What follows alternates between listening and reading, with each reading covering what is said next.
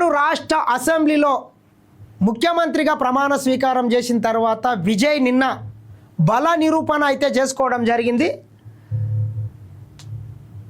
వ్యతిరేకించింది 22 మందే. బల పరీక్షలో సీఎం విజయ్ ఘన విజయం. విశ్వాస తీర్మానానికి 144 మంది మద్దతు. నిలువున చీలిన అన్నా డిఎంకే, ఏదైతే అన్నా డిఎంకే పార్టీ ఉన్నది కదా, ఆ పార్టీ నిట్ట నిలువుగా చీలిపోయిందని మాత్రం చెప్పొచ్చు.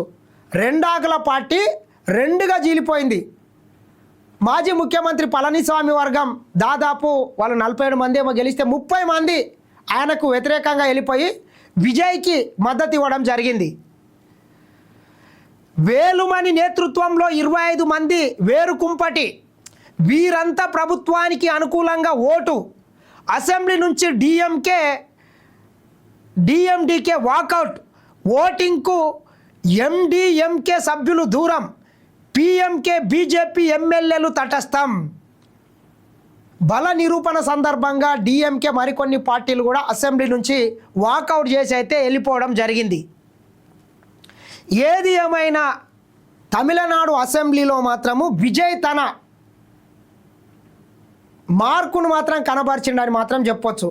ఒక కొత్త పోకడలతోని ఈరోజు ప్రభుత్వాన్ని కూడా నడుపుతున్నాడని మాత్రం చెప్పొచ్చు.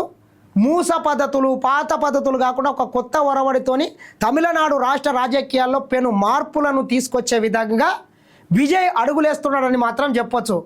అందులో భాగంగానే బళ్ళకు, గుళ్ళకు, వివిధ మహిళలు ఎక్కువ ఉండేటటువంటి ఏదైతే బస్టాండ్లకు దగ్గర ఉన్నటువంటి దాదాపు 1000 వరకు మద్యం షాపులను మొత్తం తొలగించాలని కూడా అధికారులకు ఆదేశించండి. EPS versus Shanmukham. అన్నా డిఎంకేలో ముసలం. ఎడప్పాడితో 22 మంది, షణ్ముఖం వైపు 25 మంది. టీవీకే ప్రభుత్వంలో చేరేందుకే తప్పుడు ఆరోపణలు. ఈపీఎస్ పార్టీ ఓటమికి కారణము ఎడప్పాటే, మాపై వేటు చెల్లదు షణ్ముఖం. ఎవరైతే అన్నా డిఎంకే ప్రధాన కార్యదర్శి మాజీ ముఖ్యమంత్రి పళనిస్వామి ఎవరైతే ప్రభుత్వానికి అనుకూలంగా ఓటేసినటువంటి దాదాపు 25 మంది ఎమ్మెల్యేల మీద కూడా వేటేయాలని చెప్పి కూడా అనుకుంటున్నాడంట. మరి ఏమవుతుంది ఏంది చూడాల్సినటువంటి అవసరం కూడా ఉన్నది.